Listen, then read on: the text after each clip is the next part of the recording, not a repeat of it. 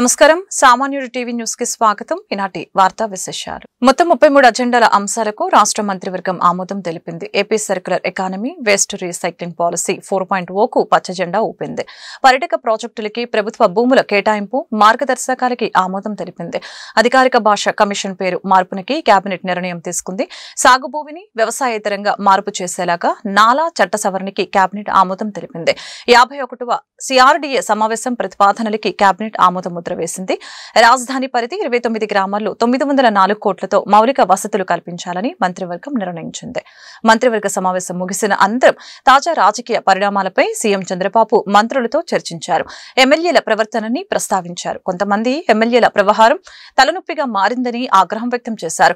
గాడి తప్పుతున్న ఎమ్మెల్యేల వ్యవహారంలో ఇన్ఛార్జి మంత్రులు బాధ్యత తీసుకోవాలని ఆదేశించారు. రాష్ట్రాల క్లియరెన్స్ లో అమాత్యులు వేగం పెంచాలని సూచించారు. అధికారుల స్థాయిలో మంత్రులు ఇంకా స్పీడ్ పెంచాలని స్పష్టం చేశారు. దివ్యాంగుల పింఛన్ల తొలగింపుపై వస్తున్న ఫిర్యాదుల్ని లోకేష్ దృష్టికి మంత్రులు తీసుకువెళ్లారు. అర్హులెవరూ నష్టపోకుండా పింఛన్లు ఇచ్చే విధంగా చర్యలు తీసుకుందామని వారికి లోకేష్ తెలిపారు. పరిశ్రమలు మరియు వాణిజ్య శాఖ చేసిన ప్రతిపాదన ఆంధ్రప్రదేశ్ సర్క్యులర్ ఎకానమీ మరియు వ్యర్థ పదార్థాల పునర్వినియోగ విధానం 4O 2025-30 ప్రతిపాదనకు రాష్ట్ర మంత్రి మండలి ఆమోదం తెలిపింది. గతంలో మనం చూశాం, చెత్త పన్ను కూడా వేసి ప్రజల మీద భారం మోపారు. కానీ చెత్తని క్లియర్ చేయలేక దాదాపు 80,000 టన్నుల్ని వారసత్వంగా కొత్త ప్రభుత్వానికి కూడా అందించడం జరిగింది గత ప్రభుత్వం. మరి ఈ రోజు ఈ ప్రభుత్వం ఆలోచన చేసి ఈ వేస్ట్ అంతటిని కూడా మనం ప్రాపర్ ప్లేస్ కి ట్రాన్స్పోర్ట్ చేసి దీన్ని రీసైకిల్ చేసి దీని ద్వారా ఆదాయాన్ని పొందడం ఈ విధానం యొక్క ముఖ్య లక్ష్యం అని చెప్పేసి మనం చేస్తాం. దీంట్లో ఎంఎస్ఎంఈను కూడా డెవలప్ చేయడానికి అవకాశం ఉంటుంది. దీన్ని వినియోగించుకుని ఫ్యాక్టరీస్ ఎంఎస్ఎంఈస్ స్థాపించాలని ఔత్సాహికులకి ల్యాండ్ అలాట్మెంట్ కానివ్వండి, అదేవిధంగా ఇన్సెంటివ్స్ కానివ్వండి, అది కూడా ఈ పాలసీలో చెప్పబడింది. కాబట్టి ఇది రాబోయే సంవత్సరాల్లో పరిశుభ్రమైన ఆంధ్రప్రదేశ్ ని సాధించడమే కాకుండా దీని ద్వారా ఆదాయాన్ని కూడా పొంది ఏదైతే విజన్ 2047 ఉందో ఆ లైన్ లో ఈ ఆర్థిక అభివృద్ధికి కూడా దోహదపడుతుందని చెప్పేసి మనం చేస్తాం.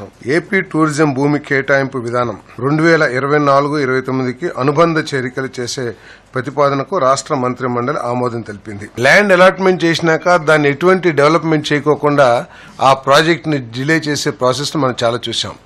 అటువంటి వాటిని నివారించడానికి కానివ్వండి, అదేవిధంగా ఒకే ప్రాజెక్టుకి ఇద్దరు పోటీ పడితే ఏ విధమైన ఎవాల్యుయేషన్ చేయాలి, వారి ఫైనాన్షియల్ కెపాసిటీ కానివ్వండి, ఎవరైతే పెద్ద ప్రాజెక్టు పెడితే ఎక్కువ రూమ్స్ ని ఏర్పాటు చేస్తారో కొన్ని నిబంధనలు ఏర్పాటు చేసి వారికి కేటాయించాలనేది పాలసీలో పెట్టడం జరిగింది. అదేవిధంగా ఎవరైనా సరే భూమి హ్యాండ్ ఓవర్ చేసిన 3 నెలల్లోనే ప్రాజెక్ట్ నిర్మాణాన్ని ప్రారంభించాలనే కండిషన్స్ కూడా పెట్టడం జరిగింది. లార్జ్ ప్రాజెక్ట్స్ అయితే 2 years లో పూర్తి చేయాలి. అదేవిధంగా మెగా ప్రాజెక్ట్స్ అయితే 3 సంవత్సరాల్లో పూర్తి చేయాలి. అల్ట్రా మెగా అయితే 4 సంవత్సరాల్లో చేయాలని చెప్పేసి కూడా నిబంధనలు పెడతాం జరిగింది. ప్రాజెక్ట్ ఇంప్లిమెంటేషన్ ని అసాధారణంగా డిలే చేసినట్లయితే భూమి కేటాయింపులను కూడా క్యాన్సిల్ చేస్తానికి కూడా ప్రభుత్వం హక్కు పెట్టుకుందని చెప్పేసి మనం చేస్తా ఉన్నాం. ఆంధ్రప్రదేశ్ అధికార భాష కమిషన్ పేరును మండలి వెంకట కృష్ణారావు అధికార భాష కమిషన్ గా మార్చే ప్రతిపాదనకు రాష్ట్ర మంత్రి మండలి ఆమోదం తెలిపింది. పురపాలక పట్టణాభివృద్ధి శాఖ ఆంధ్రప్రదేశ్ వ్యవసాయేతర భూమి చట్టం 2006 రద్దు చేసే నేపథ్యంలో ఆంధ్రప్రదేశ్ మెట్రోపాలిటన్ రీజియన్ మరియు అర్బన్ డెవలప్మెంట్ అథారిటీలు చట్టం 2016, Andhra Pradesh capital region development authority చట్టం 2014, ఆంధ్రప్రదేశ్ టౌన్ ప్లానింగ్ చట్టం 1920 మరియు ఆంధ్రప్రదేశ్ మున్సిపాలిటీల చట్టం 1965లకు కొన్ని సవరణలు చేసే ప్రతిపాదనకు రాష్ట్ర మంత్రి మండలి ఆమోదం తెలిపింది. అంటే అవకాశాల కోసం వెతుక్కోకుండా వాటిని సృష్టించి ఆవిష్కరించే స్థాయికి మహిళలు ఎదగాలని సిఐఐ మహిళా విభాగం ఆధ్వర్యంలో విజయవాడలో నిర్వహించిన కాన్క్లేవ్ లో వివిధ రంగాల ప్రముఖులు అభిప్రాయపడ్డారు. అన్ని రంగాల్లోనూ మహిళలు అగ్రస్థానాన నిలవాలనే బలమైన ఆకాంక్ష ఇంకా వాస్తవంలో కనిపించడం లేదని ఆవేదన వ్యక్తం చేశారు. ఇప్పటికీ సమాజంలో ఆడ మగ మధ్య తేడా ఉండటంతో పాటు వివిధ అంశాలు ఇందుకు ప్రతిబంధకంగా ఉన్నాయని చెప్పారు. సమాజ నిర్మాణంలో మహిళా నాయకత్వం ఎలా అభివృద్ధి చెందాలనే అంశంపై సిఐఐ మహిళా విభాగం విభిన్న రంగాల ప్రముఖుల నుంచి అభిప్రాయాలు, సూచనలు సేకరించింది.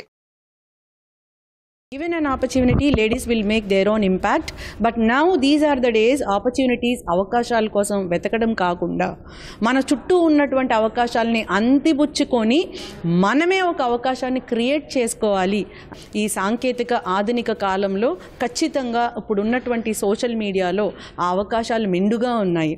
మనకు ఉన్నటువంటి అవకాశాలని మనం అందిపుచ్చుకొని మన ఓన్ ఇంపాక్ట్ మనం వేస్తే సమాజంలో అవకాశాలకి కొదువ లేదు అని చెప్పేటటువంటి ఈ రోజుల్లో లీడర్షిప్కి ప్రాధాన్యం ఇస్తే ఇంకా బాగుంటుంది. ఆ లీడర్షిప్ని మనలో మనం వెతుక్కోవాలి. మన బలంని ఇంకా శక్తివంతం చేసుకోవాలి. We have to strengthen our strengths. బలహీనతల్ని ఇంకా పరచాలి అంటే we have to weaken our weaknesses. అలా చేస్తే ఖచ్చితంగా లేడీస్ విల్ మేక్ వండర్స్. చాలా గొప్పగా చెప్పుకుంటాం, విమెన్ స్పేస్లోకి వెళ్ళారు, లేకపోతే చాలా పెద్ద పెద్ద కంపెనీస్కి విమెన్ సీఈఓస్గా ఉన్నారని చెప్తున్నా కూడా రియాలిటీ ఏంటంటే ఓన్లీ 12% వరకే విమెన్ కొంచెం లీడర్షిప్ రోల్స్లోకి వెళ్తున్నారు. ఒకటి జెండర్ బయాస్ అని ఉండొచ్చు, ఆడ మగ అనే తేడా ఉంటుంది. లేకపోతే వర్క్ ఎన్విరాన్మెంట్ ఒక రిజిడ్గా ఉండి లేడీస్కి ఫ్లెక్సిబుల్గా ఉండట్లేదు. అలాగే ఫ్యామిలీ రెస్పాన్సిబిలిటీస్, లేకపోతే స్టీరియో టైప్స్ ఏంటంటే ఇంకా మనం మగవాళ్ళే అది కానీ మైండ్ సెట్ ఇంకా కొన్ని చోట్ల ఉంటుంది.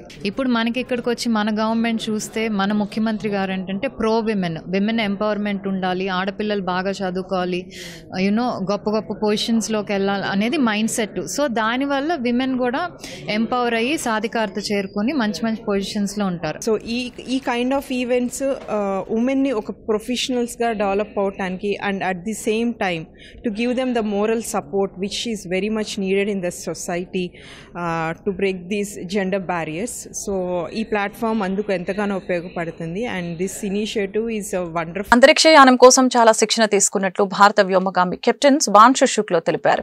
ఢిల్లీలో ఆయన ఇస్రో IS-60 చైర్మన్ వి నారాయణ్తో కలిసి మిడత మాట్లాడారు.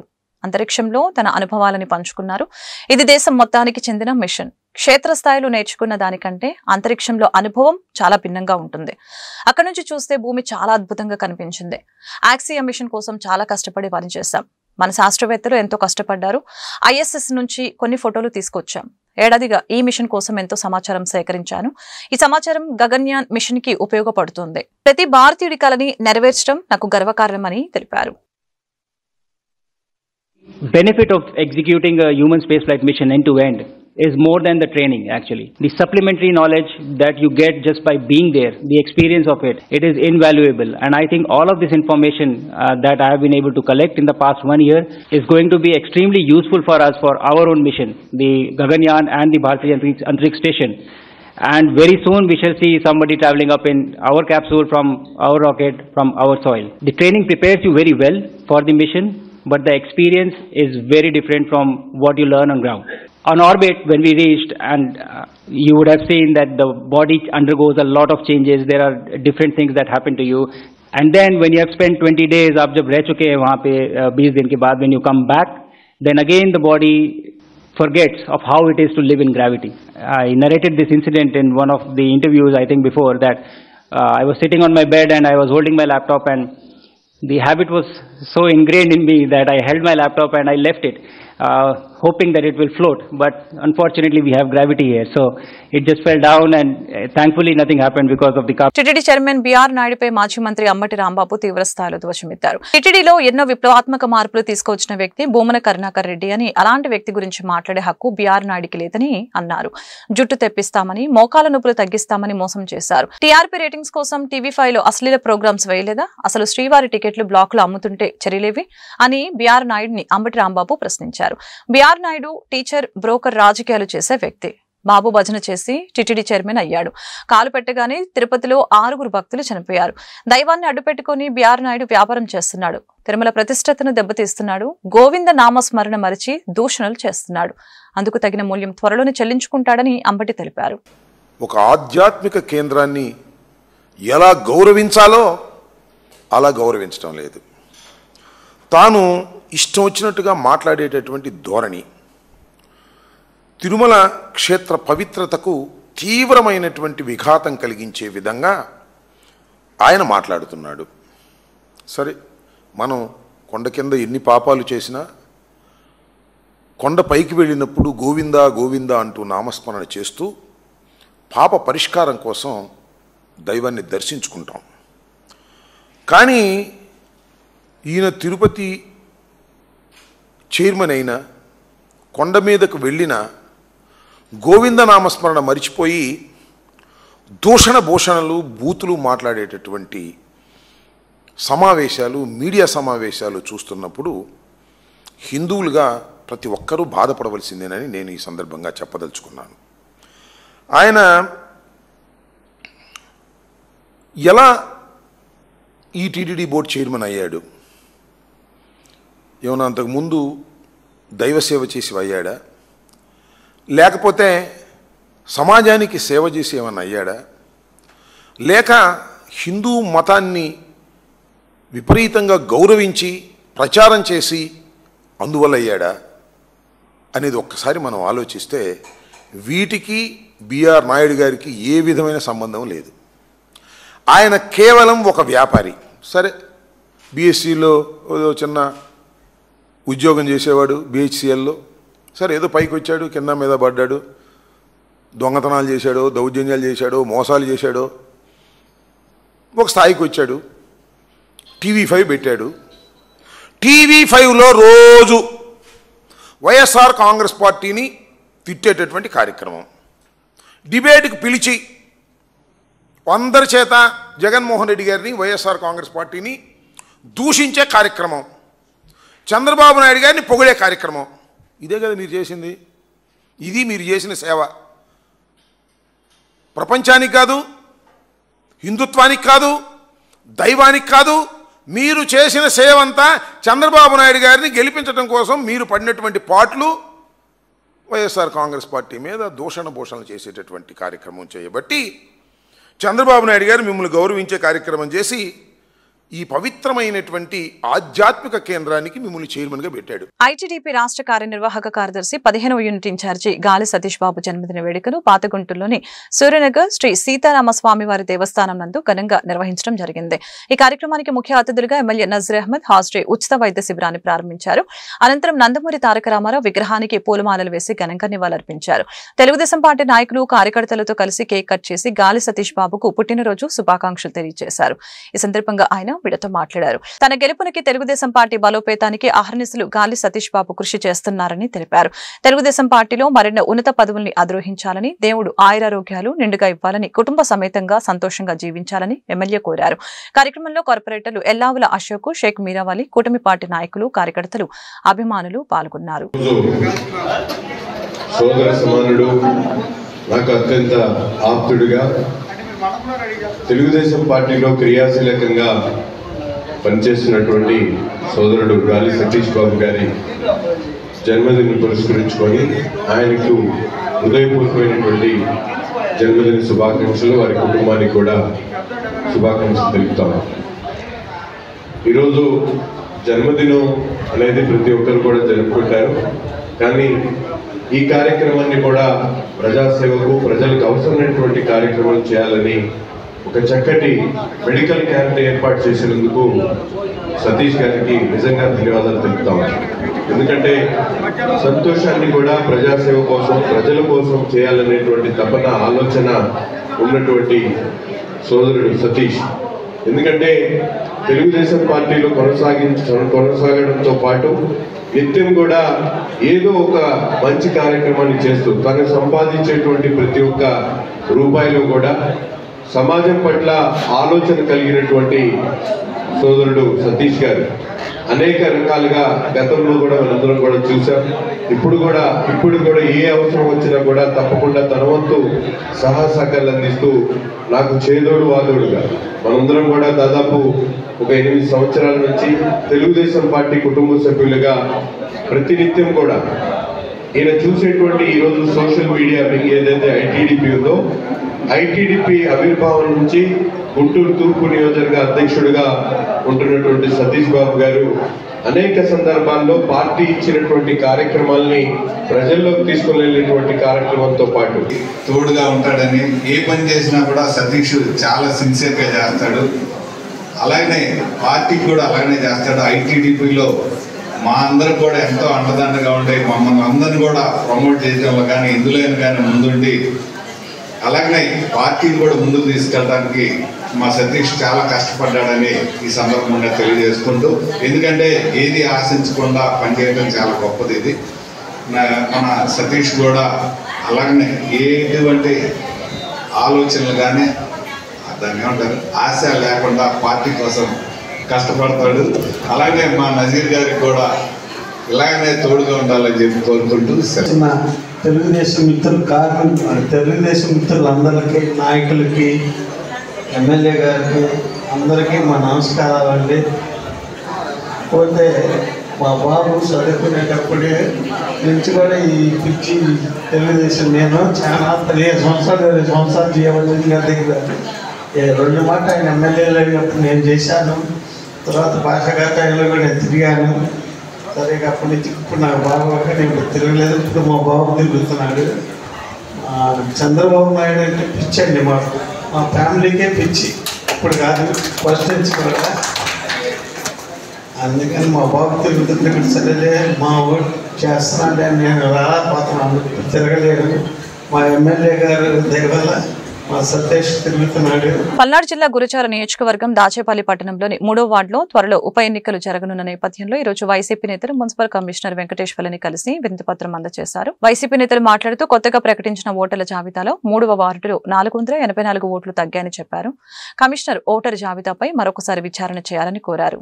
అవసరమైతే తాము ఎన్నికల కమిషన్ ని హైకోర్టును ఆశ్రయిస్తామని తెలిపారు. దాచేపల్లి నగర పంచాయతీ 3వ వార్డు బై ఎలక్షన్ల కొరకు నోటిఫికేషన్ తొందరలో రాబోతుందని కమిషనర్ గారు తెలియజేయడం జరిగింది. దానిగాను బై ఎలక్షన్లో 1596 ఓట్లు 3వ వార్డు లిస్టుగా ఉంది. కానీ ఇప్పుడున్న కమిషనర్ గారు 1112 ఓట్లతోటి ఒక నమూనా తయారు చేసినారు. దాదాపు 3వ వార్డులో ఓటు వేసినటువంటి 484 ఓటర్లు ఓటు హక్కుని కోల్పోవటం జరుగుతుంది. మేము ఒకటే కమిషనర్ గారికి అభ్యర్థిస్తున్నాం, 3వ వార్డులో ఉన్నటువంటి పాత ఓటర్ లిస్టు ప్రకారం దానికి సంబంధించినటువంటి బౌండరీ ప్రకారం ఓటర్ లిస్టుని కానివ్వండి, అదే రిజర్వేషన్ని కానివ్వండి మార్చటం అది చట్టానికి విరుద్ధంగా ఉంటుంది. కాబట్టి మేము కమిషనర్ గారికి కానివ్వండి, ఎలక్షన్ కమిషన్ గారికి కానివ్వండి ఓటే కోరుతున్నాం. ఉన్నటువంటి 3వ వార్డు బై ఎలక్షన్లో పాత ఓటర్ లిస్టునే కంటిన్యూషన్ చేయవలసిందిగా కోరుతున్నాం. లేని ఎడల దానికి ఓట్లు కోల్పోయేటువంటి 484 మంది ప్రజలు ఓటు హక్కుని కోల్పోతారు. దానికి లీగల్గా మేము స్టేట్ ఎలక్షన్ కమిషన్ గారికి కానివ్వండి, కలెక్టర్ కానివ్వండి, హైకోర్టుకు కూడా అప్పీల్ చేయాలని కోరుకుంటున్నాం. కాబట్టి 3వ వార్డు ప్రజలు కూడా ఈ విషయాన్ని గమనించి ఓటు హక్కు కోల్పోయేటువంటి ప్రతి ఒక్కరూ భాగస్వాములై కమిషనర్ గారి ఆఫీస్కి వచ్చి అడగవలసిందిగా కోరుతున్నాం. రాష్ట్ర ఉప ముఖ్యమంత్రి పవన్ కళ్యాణ్ పై రిటైర్డ్ ఐఏఎస్ విజయ్ కుమార్ హైకోర్టులో పిటిషన్ దాఖలు చేయడాన్ని జనసేన పార్టీ జిల్లా అధ్యక్షులు గాది వెంకటేశ్వరరావు తప్పుపట్టారు. గురివింత కించ సామెతగా ఈ పిటిషన్ ఉందని ఆక్షేపించారు. తాడేపల్లి డైరెక్షన్లోనే ఈ పిటిషన్ వేశారని మండిపడ్డారు. గురువారం గుంటూరు జనసేన పార్టీ కార్యాలయంలో ఏర్పాటు చేసిన మీడియా సమావేశంలో ఆయన మాట్లాడారు.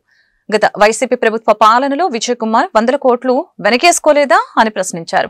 పవన్ కళ్యాణ్ ఎక్కడ అధికార దుర్వినియోగానికి పాల్పడలేదని వివరించారు.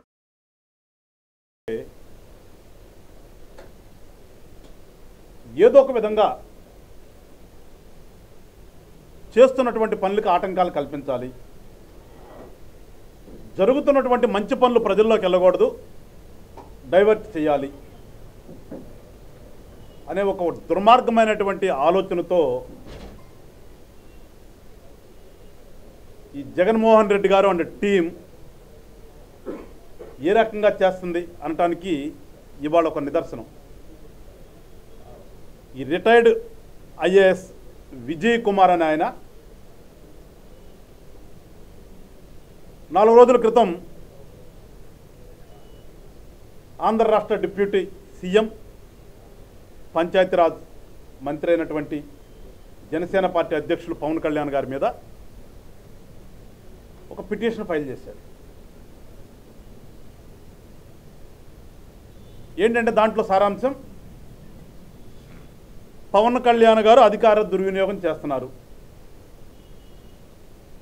ఆయన చుట్టూ ఉన్న వాళ్ళకి అనుచిత లబ్ధి చేకూరుస్తున్నారు. ప్రజల కోసం పనిచేయట్లేదు. సో దీనికి గాను కొన్ని డైరెక్షన్స్ ఇమ్మని, కొన్ని ఎంక్వైరీలు చేయమని ఈయన మేధా సంపత్తిని అంతా దాంట్లో పెట్టి ఒక మేధావిని అనే ఒక ఆలోచనతో కోర్టులో పిటిషన్ వేసింది. మిస్కాండక్ట్ అంట, డిస్కనెక్ట్ చేసుకోవాలంటే చాలా చాలా పదాలన్నీ ఆ పిటిషన్లో వాడారు. మరి పవన్ కళ్యాణ్ గారు ఈ రాష్ట్రంలో కూటమి ప్రభుత్వం ఏర్పడిన తర్వాత ఆయన మంత్రిత్వ శాఖ అయినటువంటి పంచాయతీరాజ్ అనే శాఖకి ఏ రకంగా దాన్ని చనిపోయినటువంటి ఒక వ్యవస్థని మళ్ళా పునరుజ్జీవం చేస్తూ ఉన్నటువంటి పంచాయతీ ప్రెసిడెంట్లందరికీ కూడా ఏ రకంగా గౌరవం కల్పించాడో ఈ రాష్ట్రంలో ఉన్న ప్రజలకందరూ తెలుసు, పక్క రాష్ట్రంలో వాళ్ళకి కూడా తెలుసు. కానీ దౌర్భాగ్యం అనేది ఈ పెద్ద మనిషికి తెలియకపోవటం. రిటైర్ అయిన తర్వాత ఒక పార్టీ కూడా పెట్టాడు, లిబరేషన్ కాంగ్రెస్ అని. దాని ద్వారా గతంలో పోటీ కూడా చేశాడు. మరి రిటైర్డ్ ఐఏఎస్ వదిలేసి అయిపోయిన తర్వాత రాజకీయ నాయకుడు అవతారం ఎత్తిన తర్వాతనే కానీ రాష్ట్రంలో ఏం జరుగుతుందో తెలుసుకోవాలి కదా. ఆగస్టు 28వ తేదీన విద్యుత్ పోరాట అమరవీరుల సంస్మరణ దినాన్ని విద్యుత్ పోరాట ప్రతిజ్ఞ దినంగా జరపాలని 10 వామపక్ష పార్టీలు పిలుపునిచ్చాయి. దానిలో భాగంగా రాష్ట్ర ప్రజానికం విద్యుత్ అమరవీరులకు నివాళులర్పిస్తూ విద్యుత్ భారాలకు వ్యతిరేకంగా పోరాడతామని ప్రతిజ్ఞ చేయాలని కోరారు. గుంటూరు బ్రాడీపేటలోని సిపిఎం జిల్లా కార్యాలయంలో గురువారం ఏర్పాటు చేసిన మీడియా సమావేశంలో వామపక్ష పార్టీల నేతలు మాట్లాడారు. గతంలో జరిగిన విద్యుత్ ఉద్యమ పోరాటంలో అమరులైన వీరుల త్యాగాలను గుర్తు చేశారు. విద్యుత్ భారాలతో పాటు స్మార్ట్ మీటర్లు బిగింపునికి వ్యతిరేకంగా రాష్ట్ర వ్యాప్తంగా ప్రజావేదిక ఆధ్వర్యంలో ప్రతిఘటన ఉద్యమం సాగుతుందని తెలిపారు. ఈ ఉద్యమాన్ని మరింత ఉధృతం చేసేందుకు ఆగస్టు 28వ తేదీన జరిగే ప్రతిజ్ఞ కార్యక్రమంలో ప్రజలు పెద్ద ఎత్తున పాల్గొని జయప్రదం చేయాలని పిలుపునిచ్చారు. ఈ సమావేశంలో సిపిఎం జిల్లా కార్యదర్శి వై నేతాజీ, సిపిఐ జిల్లా కార్యదర్శి Kota Malyadri, CPI ML New Democracy జిల్లా అధికార ప్రతినిధి Narasimha Rao, CPI ML Red Star politburo సభ్యులు మన్నవ హరిప్రసాద్, సిపిఐ ఎంఎల్ ప్రజాపోరు నాయకులు పి కోటేశ్వరరావు తదితరులు పాల్గొన్నారు. కూడా ఇంటింటికి మీటర్లు బిగిస్తారు. రానున్న కాలంలో ఈ మీటర్లు బిగించడం పూర్తయిన తర్వాత పెద్ద ఎత్తున అవర్ టు అవర్ ఛార్జీలు అనేటువంటి పేరు మీద, ప్రీపెయిడ్ ఛార్జీలు అనేటువంటి పేరు మీద, పీక్ అవర్ ఛార్జీలు, పీక్ సీజన్ ఛార్జీల పేరు మీద రకరకాలైనటువంటి పేర్లు పెట్టి భారీ ఎత్తున విద్యుత్ భారాలు మోపబోతా ఉన్నారు. అందుకనే దీన్ని ప్రతిఘటిస్తూ రాష్ట్ర వ్యాప్తంగా ప్రజా ఐక్య వేదిక ఆధ్వర్యంలో ప్రతిఘటన పోరాటం జరుగుతూ ఉంది. ఈ ప్రతిఘటన పోరాటాన్ని వామపక్ష పార్టీలన్నీ కూడా పూర్తిగా బలపరుస్తూ ఉన్నాయి. ఈ విద్యుత్ అమరవీరుల సంస్మరణ దినం సందర్భంగా ప్రస్తుతం ఈ కూటమి ప్రభుత్వం మోపుతున్నటువంటి విద్యుత్ భారాలకి, అట్లా స్మార్ట్ మీటర్లకి వ్యతిరేకంగా ప్రజానీకమంతా ఐక్యమై పోరాడతామని చెప్పేసి ఒక ప్రతిజ్ఞ తీసుకోవాలని చెప్పేసి ఈ ప్రతిజ్ఞ గుంటూరు జిల్లాలోని అన్ని పట్టణాలు, మండల కేంద్రాలతో పాటు గ్రామాలు, అట్లా పట్టణాల్లో, వార్డుల్లో కూడా ప్రజల నివాస ప్రాంతాల్లో ఈ కార్యక్రమం చేయాలని చెప్పేసి అనేటువంటిది వామపక్ష పార్టీలు పిలిపిస్తూ ఉన్నాయి. ప్రజానీకం అంతా కూడా ఈ పోరాటంలో భాగస్వాములు కావాలని చెప్పేసి విజ్ఞప్తి చేస్తూ ఉన్నాం. రోజున వామపక్షాలకు సంబంధించి గతంలో ఏదైతే 2000 సంవత్సరంలో బషీరాబాద్లో జరిగినటువంటి దుర్ఘటన ఏదైతే ఉందో ఆ రోజున అప్పుడు అధికారంలో ఉన్నటువంటి తెలుగుదేశం ప్రభుత్వం మరి అప్పటికే వివిధ ఆందోళనలుగా ఫలితంగా ఆ రోజు చలో హైదరాబాద్ పిలుపు కూడా ఇవ్వడం జరిగింది. చలో హైదరాబాద్ భాగంగా విద్యుత్ ఛార్జీలు ఏదైతే భారానికి వ్యతిరేకంగా జరుగుతున్న దాంట్లో మరి ఆ రోజున తెలుగుదేశం ప్రభుత్వం లాఠీ ఛార్జీలు చేయటం, లాఠీ ఛార్జీలు అంతటితో కాకుండా కాల్పులు కూడా జరిపి మరి కాల్పుల్లో కూడా 3 అమరులయ్యారు. వారిని స్మరించుకుంటూ 10 సంవత్సరం మరి ఆగస్టు 28వ తారీఖున వారిని స్మరించుకుంటూ 20 నుంచి కూడా ఈ 10 సంవత్సరాల్లో నిర్వహిస్తూ ఉన్నాం. ఇప్పుడు కొత్తగా మరి ఏదైతే విద్యుత్ సంస్కరణల పేరుతోటి అప్పటికిప్పటికి కూడా ఆ రోజున జరిగిన ఉద్యమం ఫలితంగా 10 సంవత్సరాల పాటు విద్యుత్ ఛార్జీలు రాని తెలుగుదేశం ప్రభుత్వం ఆ రకంగా పరిపాలన కొనసాగించడం, తర్వాత అధికారంలోకి వచ్చిన మరి వైసీపీ ప్రభుత్వం మరి కేంద్ర ప్రభుత్వానికి తలొగ్గి వివిధ పేర్లతోటి స్మార్ట్ మీటర్లకు సంబంధించి కొత్తగా స్మార్ట్ మీటర్లు తీసుకురావటం, అట్లాగే రైతులకి మీటర్లు బిగించడం, ఇవన్నిటికంటే స్పీడ్గా మరి వారి చర్యల్ని వాళ్ళు కొనసాగిస్తూ ఉన్నారు. దాంట్లో భాగంగా ఇప్పటికే వామపక్షాలుగా వివిధ పార్టీలుగా అనంతరం వామపక్ష ఐక్యోద్యమం కూడా మరి కొనసాగిస్తూ ఉన్నాం. ఇప్పటికీ మరి నగరాల్లో పట్టణాల్లో కూడా మరి ఈ ఉద్యమానికి మరి జనాల్లోకి తీసుకెళ్ళడం జరిగింది. అయినా వైసీపీ ప్రభుత్వం ఏమాత్రం కూడా లెక్క చేయకుండా మరి కేంద్రానికి లొగ్గి మరి వారి ప్రక్రియ వారు ప్రారంభించిన పరిస్థితిలో మరి ఎన్నికలు రావటం, ఎన్నికల్లో అప్పుడు దాకా ప్రతిపక్షంలో ఉన్న తెలుగుదేశం ప్రభుత్వం మేము అధికారంలోకి వస్తే విద్యుత్ ఛార్జీలు తగ్గిస్తామని, తగ్గించడమే కాకుండా స్మార్ట్ మీటర్లు ఏదైతే బిగిస్తూ ఉన్నారో అవన్నీ కూడా బిగిస్తే మీరు పగలగొట్టండి, మీకు తోడుగా మా పార్టీ ఉంటుందని లోకేష్ గారు కూడా మంత్రివర్యులు చెప్పడం జరిగింది.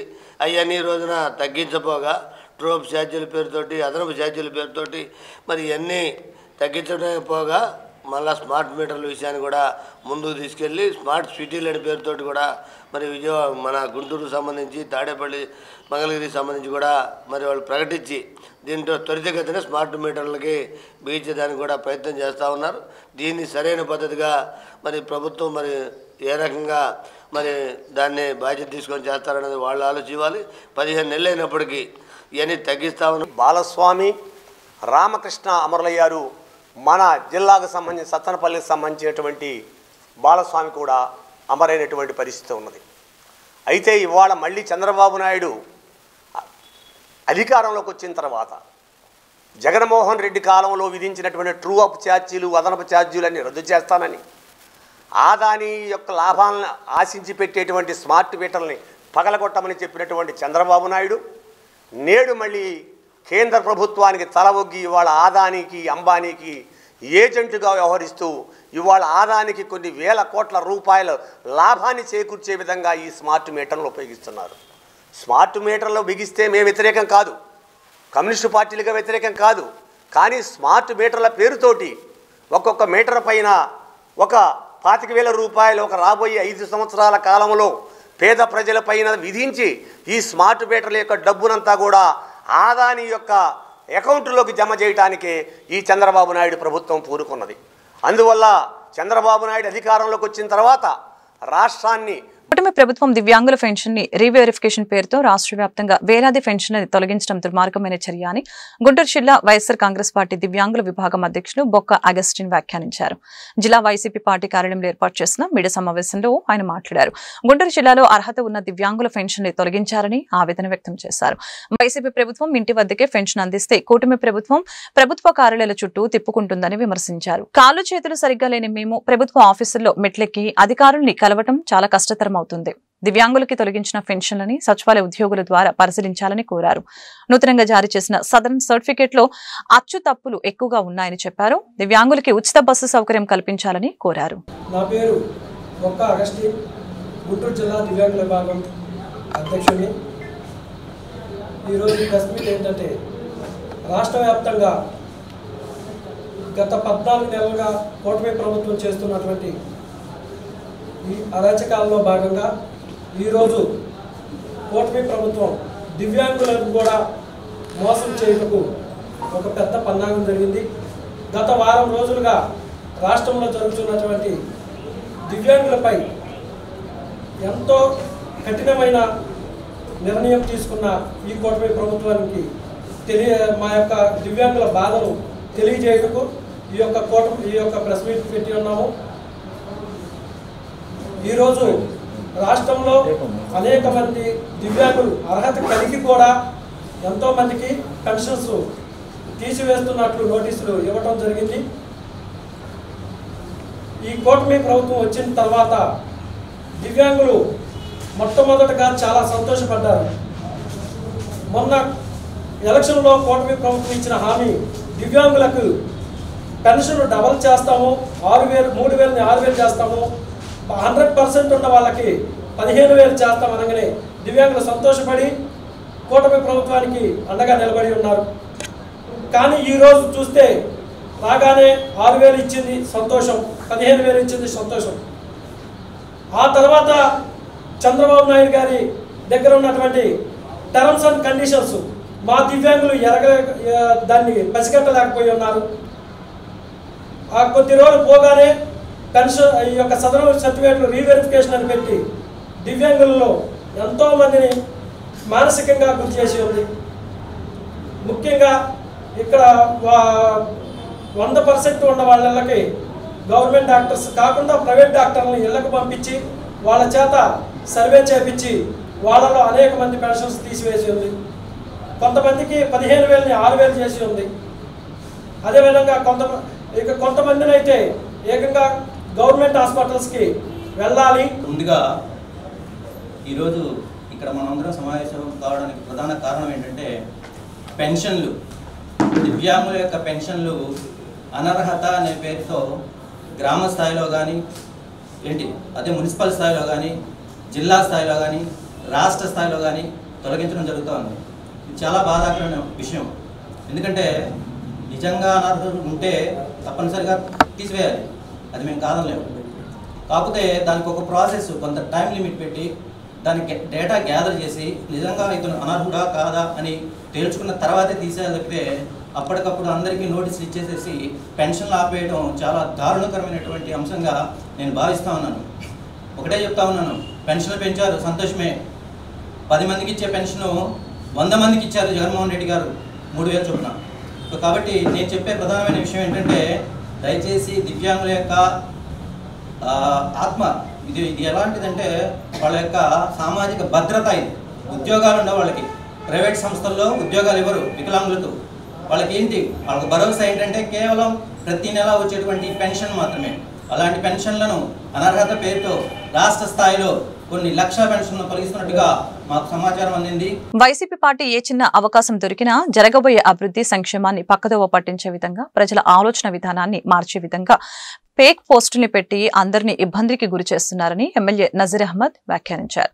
ఈ సందర్భంగా ఆయన మీడియాతో మాట్లాడారు. గతంలో ఎవరు ఆలోచించిన విధంగా మహిళలకి ముఖ్యమంత్రి నారా చంద్రబాబు నాయుడు పెద్దపీట వేశారని అన్నారు. మంచి చేస్తున్న కూటమి ప్రభుత్వం అనేక విషయాలపై పక్కదోవ పట్టించే విధంగా వైసీపీ నాయకులు చేస్తున్నారని, వారిని తిప్పికొట్టే విధంగా ప్రతి ఒక్క తెలుగుదేశం పార్టీ నాయకులు, కార్యకర్తలు సామాజిక మాధ్యమాల ద్వారా మరింత విస్తృత స్థాయిలో పనిచేయవలసి ఉందని పిలుపునిచ్చారు. ఈరోజు ఏ చిన్న అవకాశం దొరికినా జరుగుతున్నటువంటి అభివృద్ధి సంక్షేమాన్ని పక్కదోవ పట్టించేటువంటి విధంగా, ప్రజల ఆలోచన విధానాన్ని మార్చేటువంటి విధంగా ఈరోజు ఫేక్ పోస్టులు చేస్తూ ఏ విధంగా అందరిని ఇబ్బంది పెడతా ఉన్నారో మేము అందరం కూడా చూస్తూ ఉన్నాం. అయినా కూడా ప్రజల్లో చంద్రబాబు నాయుడు గారు చేస్తున్నటువంటి సంక్షేమ కార్యక్రమాలు పెద్ద ఎత్తున ఈరోజు ప్రజల్లోకి వెళ్తున్నటువంటి పరిస్థితులు ఉన్నాయి. ముఖ్యంగా స్త్రీ శక్తి కార్యక్రమం, ఏదైతే ఉచిత బస్సు కార్యక్రమం, గతంలో ఏ నాయకుడు ఆలోచించినటువంటి విధంగా మహిళలకు వాళ్ళందరూ కూడా స్వేచ్ఛగా ఒక వాతావరణాన్ని కలిగించాలి, వాళ్ళు ఎక్కడికి వెళ్ళాలో కూడా ఇబ్బంది ఉండకూడదు అనేటువంటి ఆలోచనలో అనేక కార్యక్రమాలు చేస్తున్నటువంటి ప్రభుత్వం మీద అనవసరమైనటువంటి విషయాలతో పక్కదోవ పట్టించేటువంటి కార్యక్రమం చేస్తున్నటువంటి వైసీపీ పార్టీని తిప్పికొట్టాలంటే తప్పకుండా ప్రతి ఒక్కరు కూడా సతీష్ లాగా ఉన్నటువంటి అవకాశాన్ని సద్వినియోగం చేసినట్టు సామాజిక మాధ్యమాల ద్వారా మరింత విస్తృతంగా పనిచేయాల్సినటువంటి అవసరం ఉంది. అటువంటి కార్యకర్తలకు, నాయకులకు తప్పకుండా పార్టీ ఎప్పుడు కూడా అండగా ఉంటుందనేటువంటి విషయాన్ని తెలియజేస్తూ వార్తలు ఇంతటితో సమాప్తం. మరొక బులెటిన్లో మళ్ళీ కలుద్దాం. నమస్కారం.